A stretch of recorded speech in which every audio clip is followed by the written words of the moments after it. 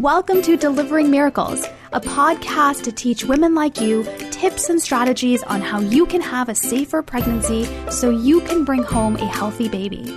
I'm your host and your high-risk pregnancy expert, Parijat Deshpande. I can't wait to chat with you.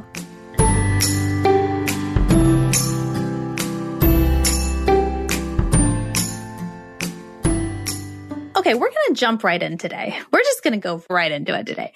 I was not going to actually record this episode. This was not part of the plan. And I have reshuffled the entire timeline and schedule for podcast episodes because I know I needed to say something about this. There has, over the last several weeks, been so much blahness. Yes, that's a word. Blahness as it pertains to women's health. And what's worse is I'm seeing it in social media. And what's even worse is I'm seeing it on professionals' accounts and on media pages and articles, and just it's left a really awful taste in my mouth. And I knew I had to say something because I'm angry. I'm really angry, and you should be too. Okay? So let's just dive in and let me tell you what's going on. We have an epidemic in this country. It's probably worldwide, but I know for sure it's in this country, the United States. We have an epidemic of not listening to women. We don't listen to women when they complain about pain. I say they, but it's we. I'm fully included in this. We don't listen to women when we have concerns about our health, about our family, about our children, about our lives. We don't listen.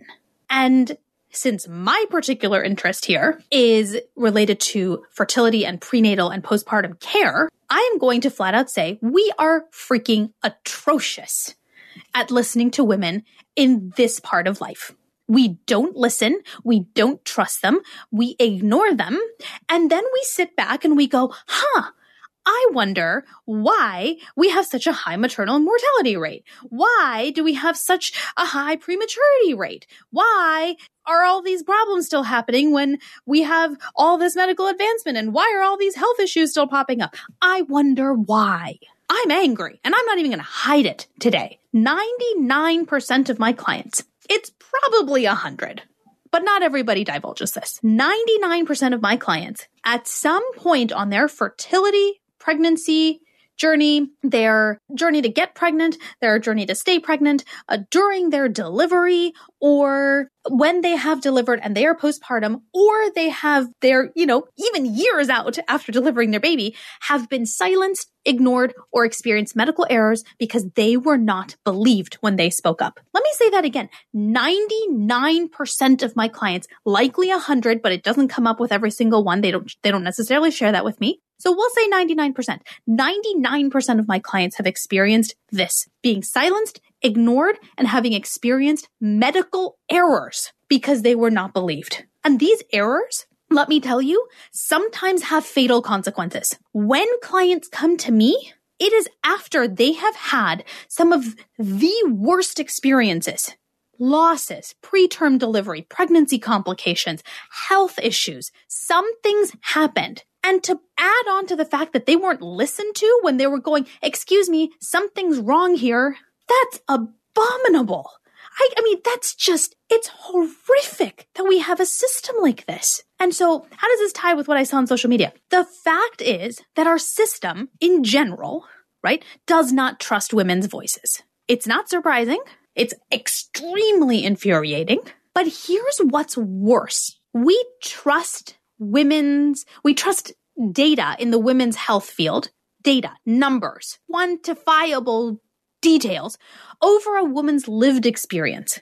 We have too many providers waving off women's concerns because they haven't been quote unquote proven to be an issue yet. There's no data that suggests this. There's no science. There's no literature that says that this is possible, so this is not possible. We have too many providers using statistics as a crystal ball to predict the future, when statistics are no more than just a likelihood of something happening given all the parameters that they were able to control for in that particular study or in that particular group of studies. It is not a crystal ball.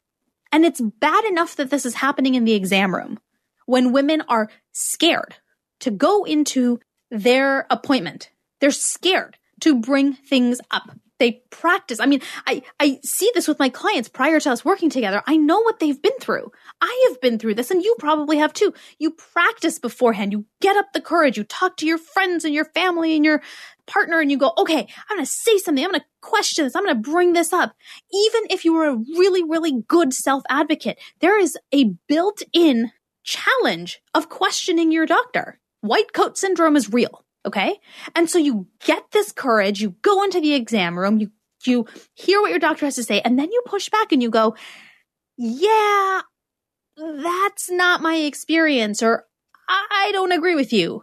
Or what if we look at it this way? And to be waved off by that and to say, no, the data doesn't support it. No, that's not what's happening to you.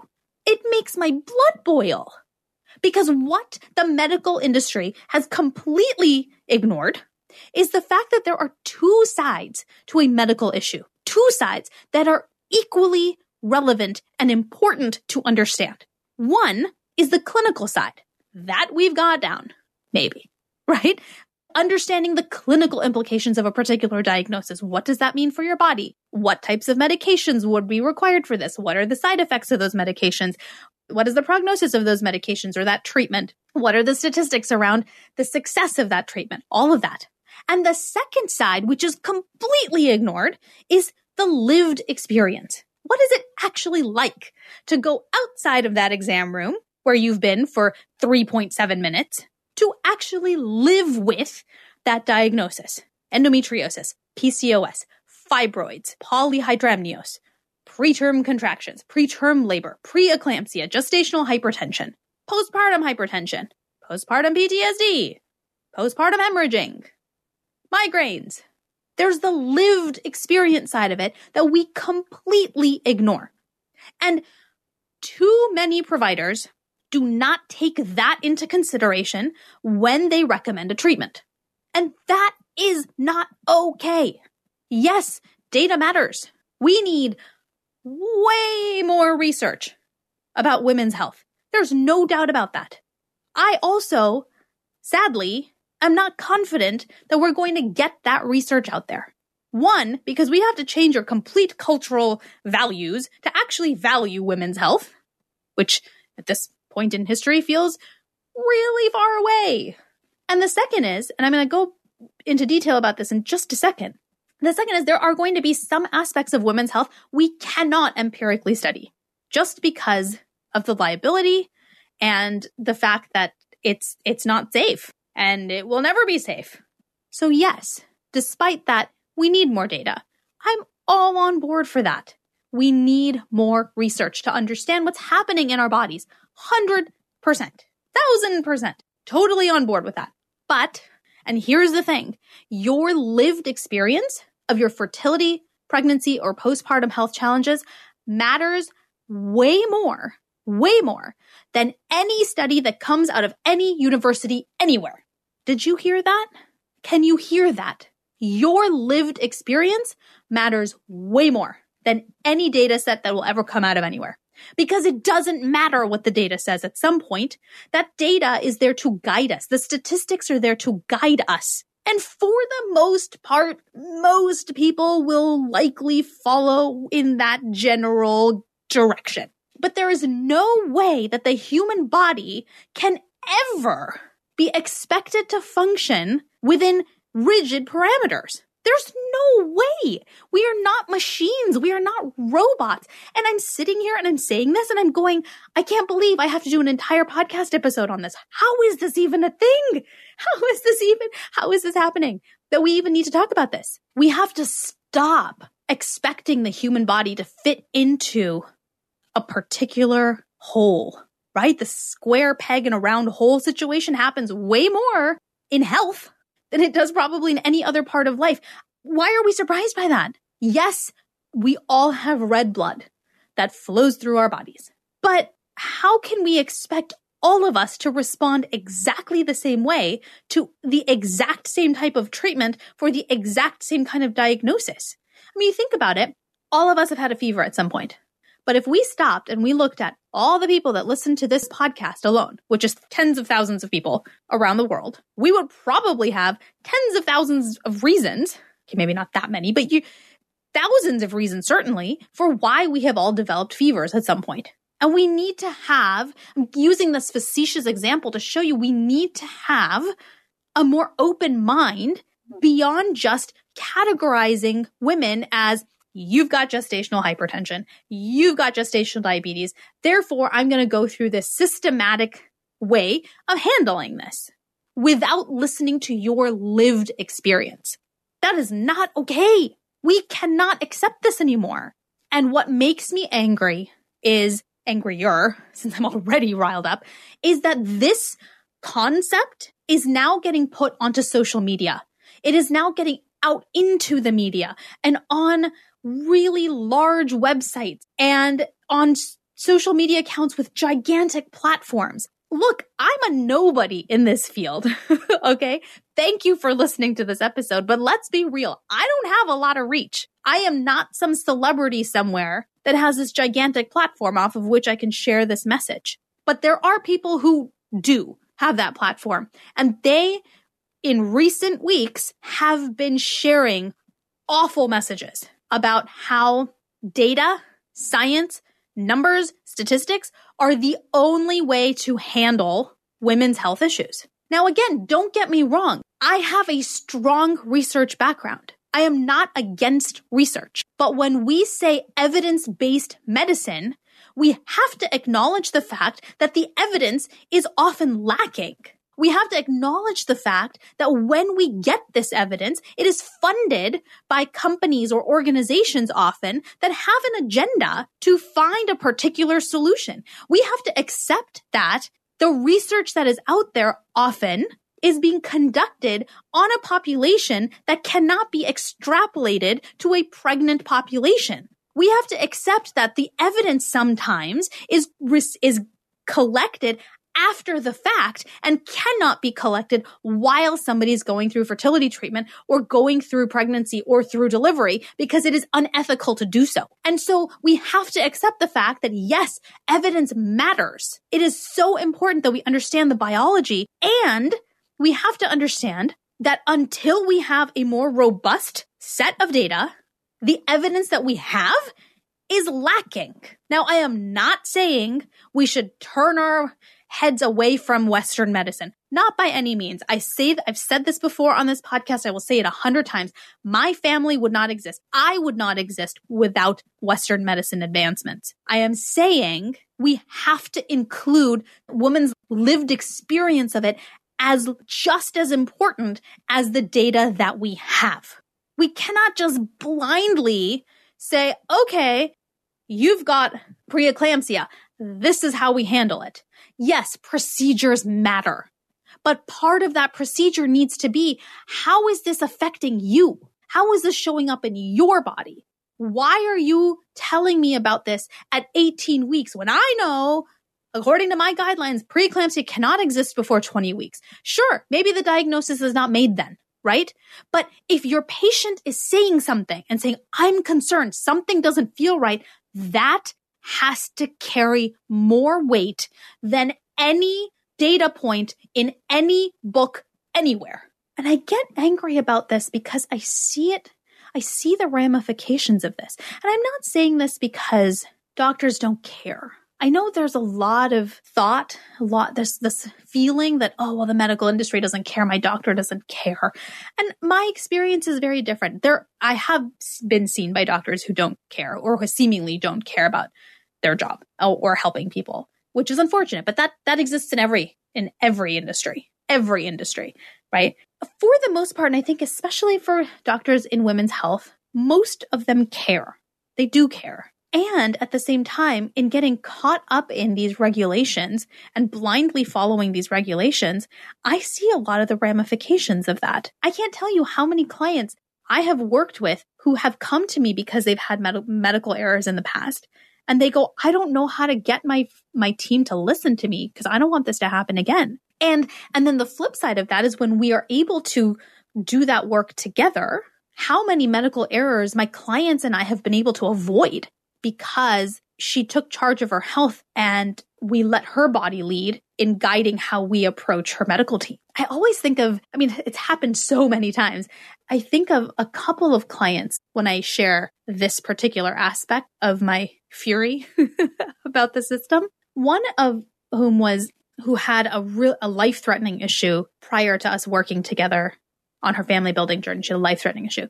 And then she was beginning her fertility journey with a fertility clinic. And the clinic was a very large clinic. And she was overwhelmed by this. It was her first time working with a fertility clinic. There's a lot of misconceptions about working with fertility clinics, namely that if you work with a fertility clinic, you're going to have to do IVF, which is absolutely not the case. We can do a whole other podcast episode about that.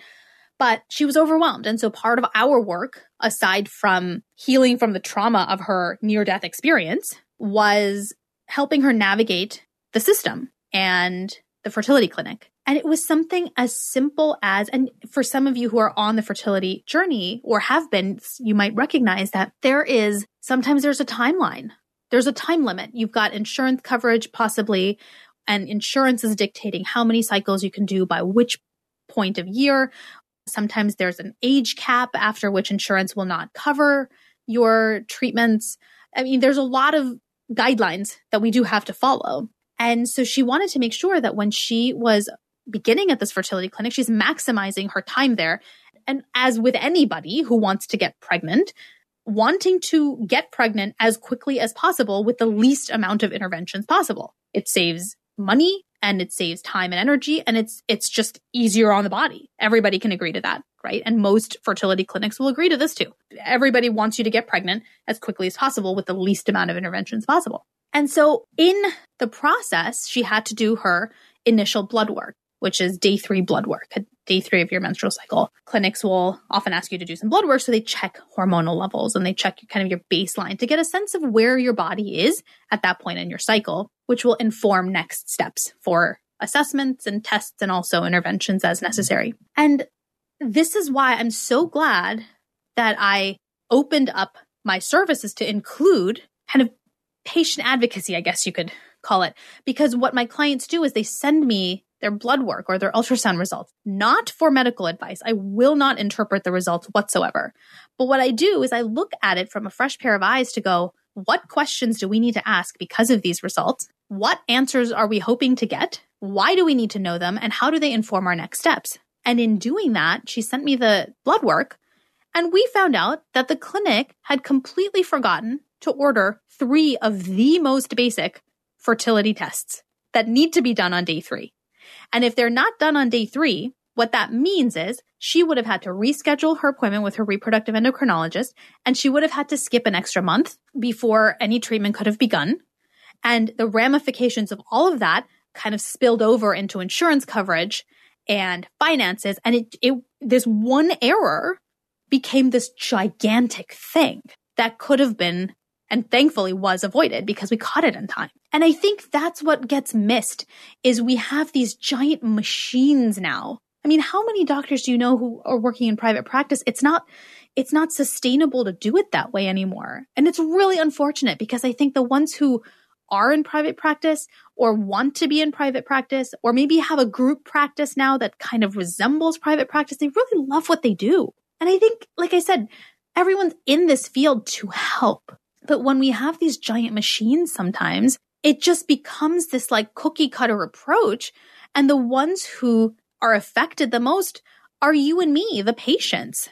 Now, in this case, thankfully, we were able to catch this early enough that she sent me the list of labs that they were ordering before she had to do them. And so we were able to go, wait, we need to test this. Please don't do your blood. They're going to ask you to do it again. And we figured out kind of all the ramifications of that had they not. And the funny thing is she calls the nurse and the nurse goes, oh yeah, no, you're right. We do have to do this.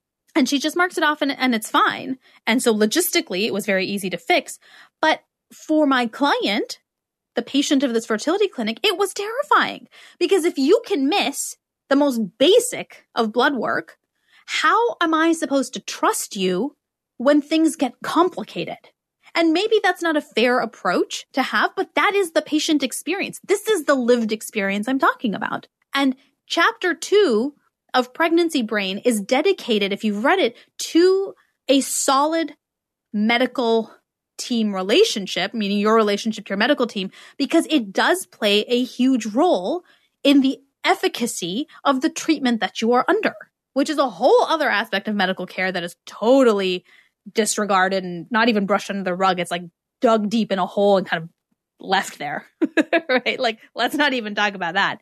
But that's why I dedicate an entire chapter to that specifically, because it matters. It matters that much to your fertility, pregnancy, and postpartum health to have a team that you completely trust. The second client that this reminds me of is a woman who, all my clients have just been through so much you wouldn't believe.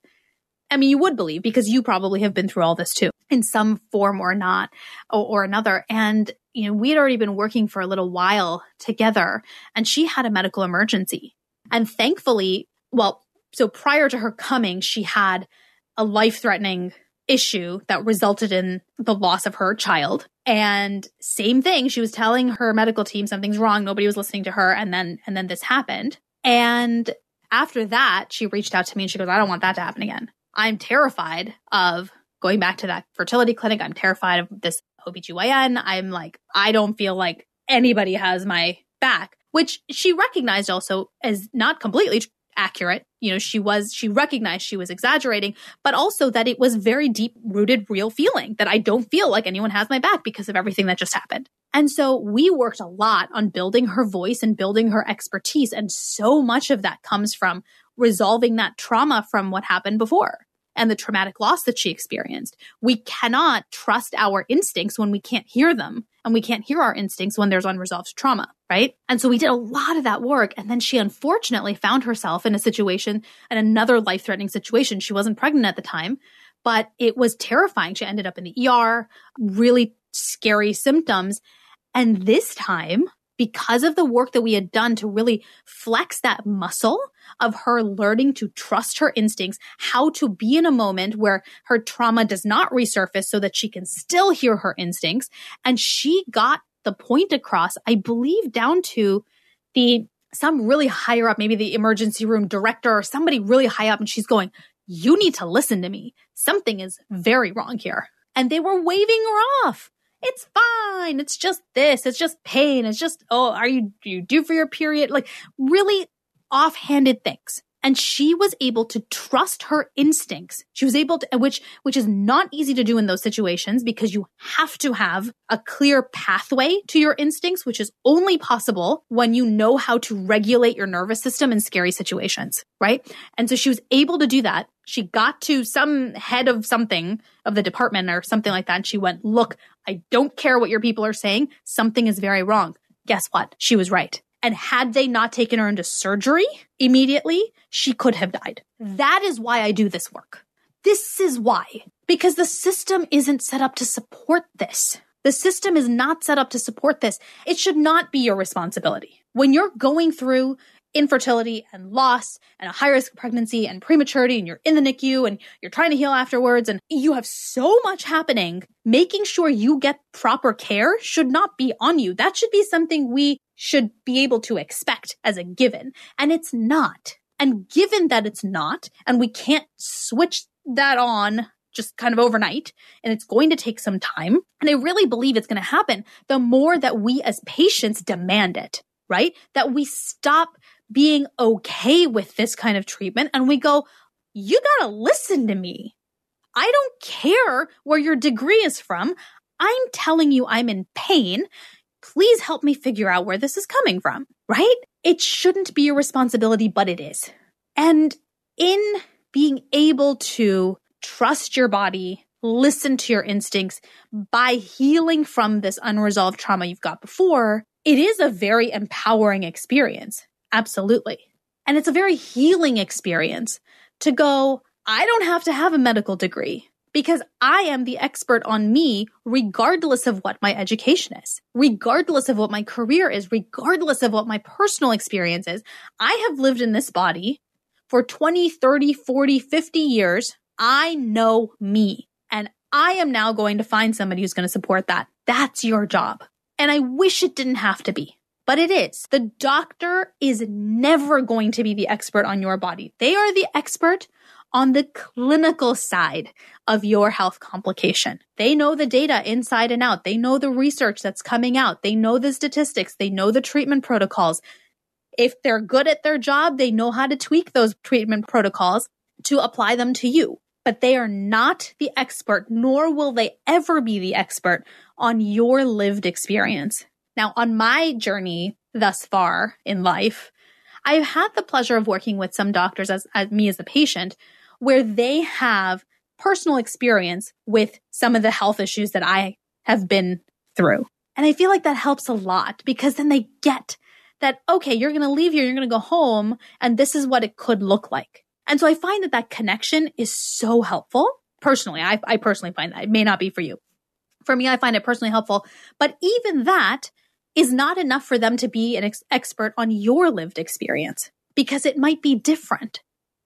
And so your job as the patient is to find a provider, okay, who you're going to add to your team. And I mean this as any provider, a physician, a nurse, a physical therapist, a psychotherapist, a psychologist, a coach, an exercise physiologist. It doesn't matter. Whoever you bring onto your team, do not let any one of them make you doubt your experience of your fertility complication, your pregnancy complication, your postpartum health complication, chronic health issues. It doesn't matter.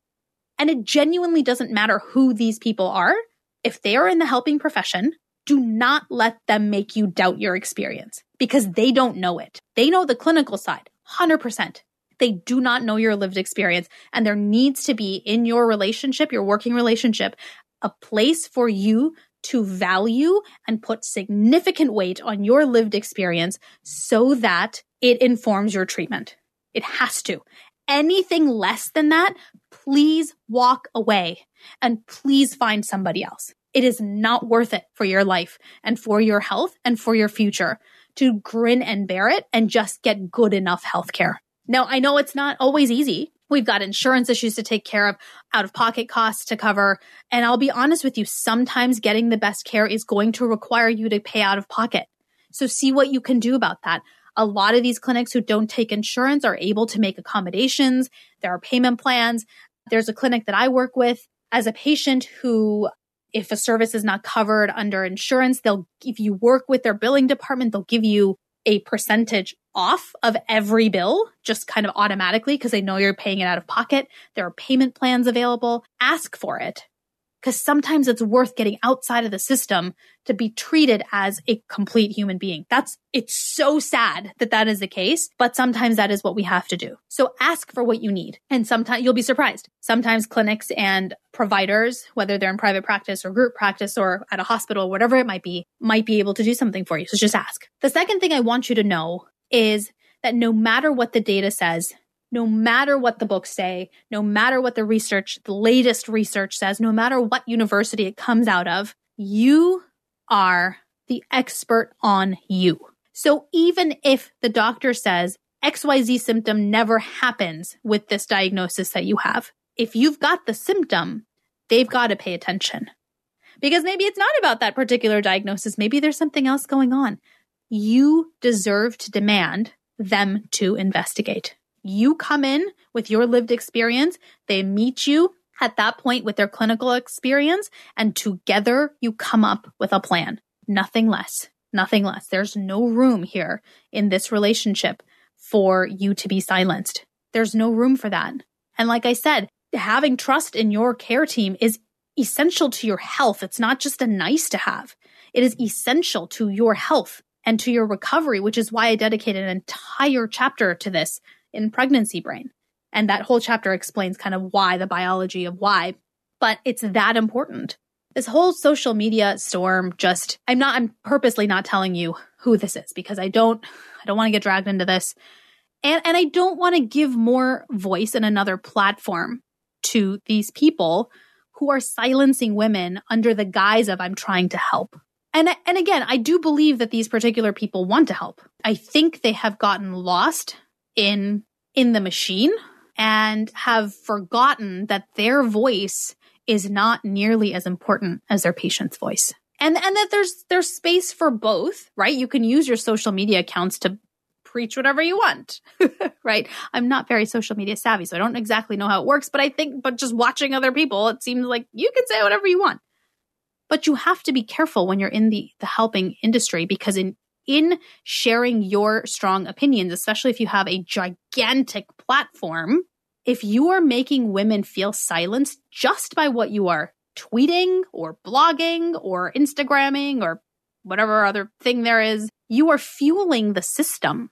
And so this is why I wanted to put this episode out there, is if you are feeling silenced by things you are reading on social media, don't listen to that. Don't listen to that. The best healer in the world, or the best care provider in the world, is the one that allows your body to lead. Your body, nothing else, not data, not their agenda, not their education, not statistics, not how popular they are on social media, not access to research, not the number of letters behind their name, not any data set that comes out of the most prestigious university around the world.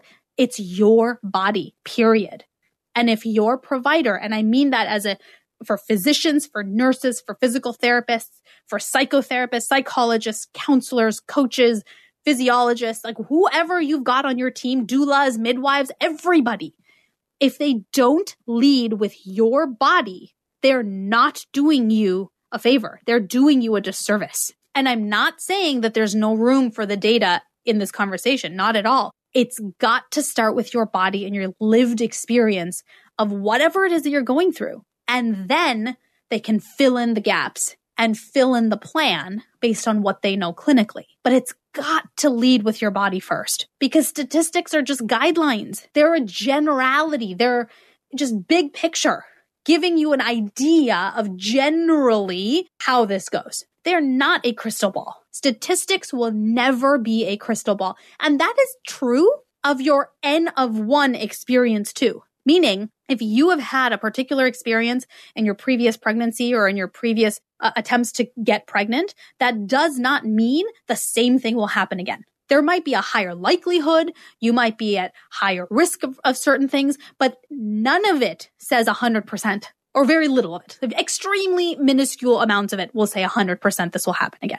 And I always think of my client so many of my clients who prove that every time, where a previous experience, pregnancy, they had a particular complication, which has a very high rate of recurrence in subsequent pregnancies, and then they don't get it, right? Which is a whole other conversation, which is why I wrote Pregnancy Brain in the first place, of how you can protect yourself from certain complications. But it's possible. No statistic is a crystal ball. And I don't want you to forget that, okay? You are a person. You are not a data point.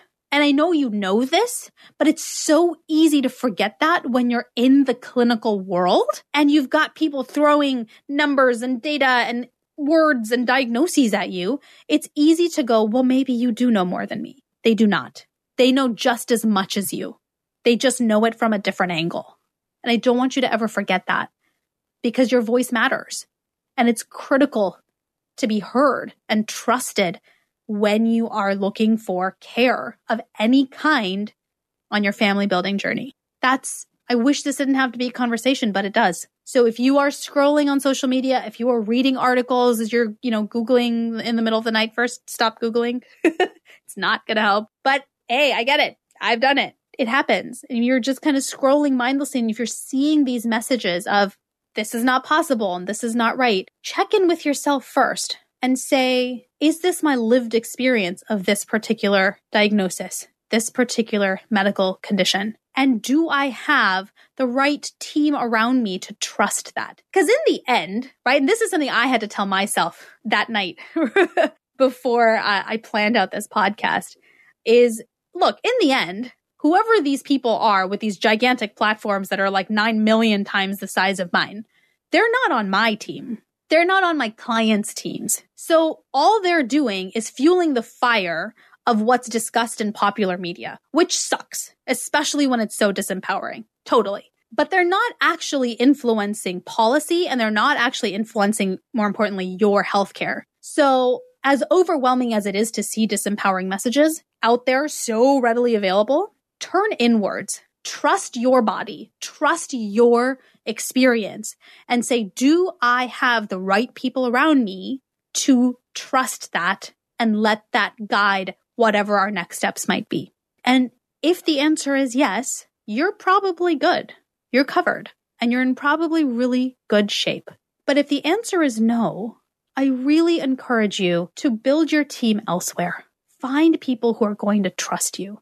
Now, the recommendations or what you end up doing, they might still follow the standard protocol, and that's fine. But you want to do that because your team has heard you and heard your experience, validated it, really trusted it, and still have come to that conclusion. Not because it's what the next step is in the formula, but because it's right for you in this particular situation. And I'm not talking about just physicians again, right? It truly is for all care providers that are involved in helping you get pregnant and stay pregnant and be a healthy mom after you deliver the baby. You deserve nothing less than that, truly.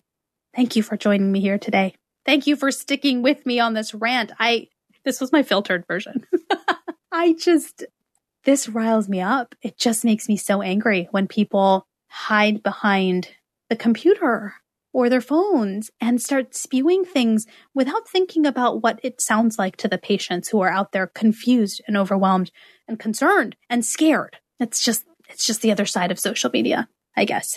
But I knew I had to say something in case there's anybody out there who's feeling like there's no one there for me and maybe I'm stuck and there's nothing left. I've been in that situation when you're on the brink of making a decision for your health that feels so wrong, but you just feel like there's no other option. There is always an option. Always. When you let your body lead and then you do the legwork to find the right providers for and caregivers, so to speak, for yourself, anywhere in the family building journey, when you find the right people, you will find the right solution for you. So keep looking.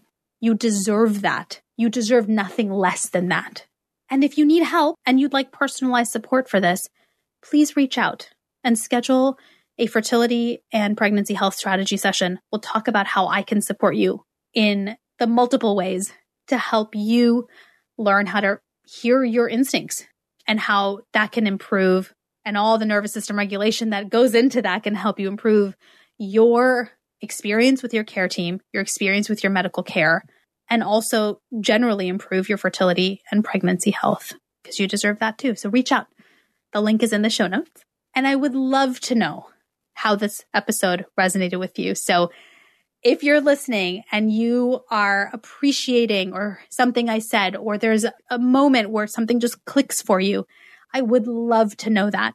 So just take a screenshot of this podcast episode and share it on Instagram at healthy and tag me at healthy.highriskpregnancy. If you're a private account, send me a message so I can see that you did it. Because even if you tag me, if you're private, apparently I can't see it. But I'd love to know, what's a breakthrough, something new that you learned or something that clicked for you. I would love to hear that. So do share that on Instagram or Facebook. If you're on Facebook and not on Instagram, at Facebook, I am at Parijatdesh, Parijatdesh. I wish I could make everything better. That's kind of my feeling right now. When all of this was going down, I just want to fix it all, because I've been the patient in this system, and I felt how broken it is in some ways. And I've also felt the benefits of how awesome the system can be. And I just want to go in and fix it all so that when you're struggling to get pregnant and stay pregnant and care for a child, these kinds of things are not things you have to worry about. I wish I could do that. And since I can't, I want you to know that your voice matters. It does matter, and you can get incredible care at the quality that you deserve when you trust your voice. Take it one day, one step at a time. You can do this.